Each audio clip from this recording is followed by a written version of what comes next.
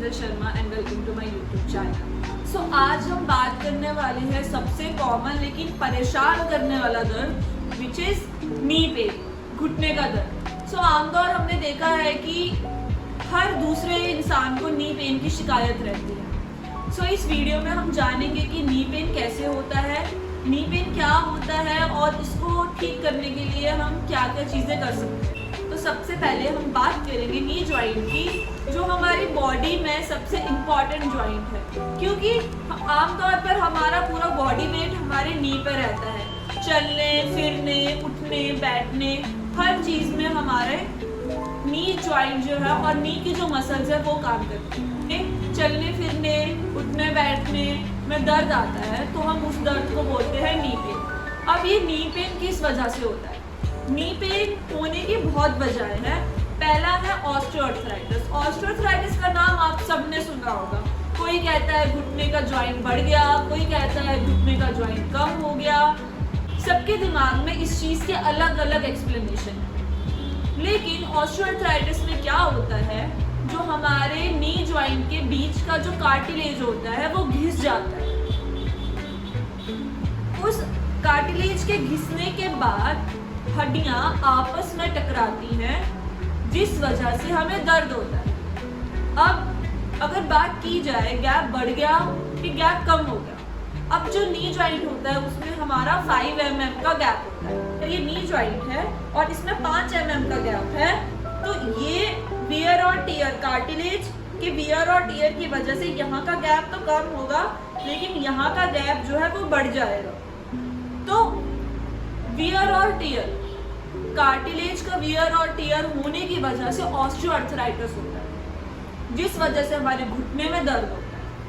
अब दूसरा है डीजनरेटिव चेंजेस। इसमें क्या रहता है कि उम्र के साथ साथ हमारे घुटने कमजोर होते हैं, हमारी मसल्स कमजोर होती हैं, जिस वजह से जो लोडिंग है, जो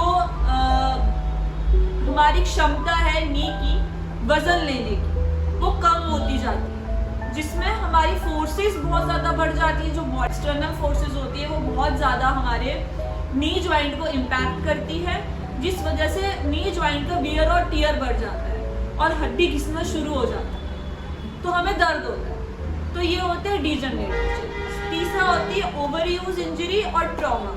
ओवर यूज इंजरी क्या रहती है कि हम बहुत टाइम तक खड़े रह गए, हमने बहुत टाइम तक एक ही पोजीशन, नी पोजीशन में हमने कोई काम कर लिया तो हमें दर्द हो गया, या हमने किसी गलत पोजीशनिंग में कुछ खेल लिया।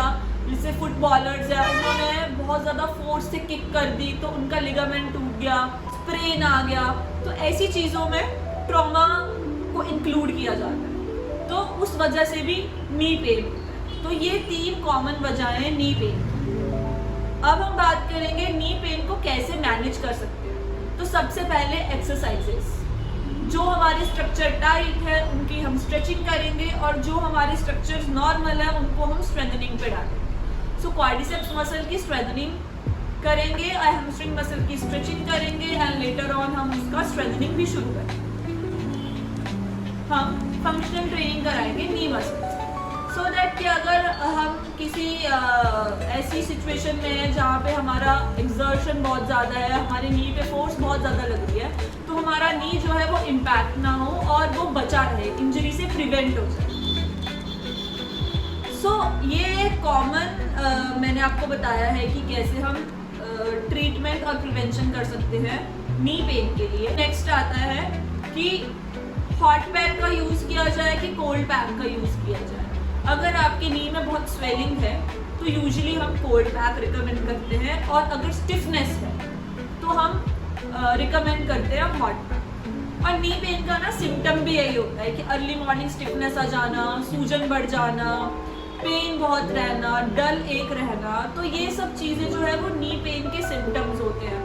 घुटने में से आवाज़ आना, जिसको हम क्रेपिटस साउंड बोलते हैं, घुटना मोड़ते समय पेन आना, चलते समय पेन आना, सीढ़ी चढ़ते समय पेन आना, या जब आप सीढ़ी उतर रहे हो तो पेन आना। तो ये सब अगर किसी को सिम्टम्स है तो वो उसको नी पेन हो सकता है।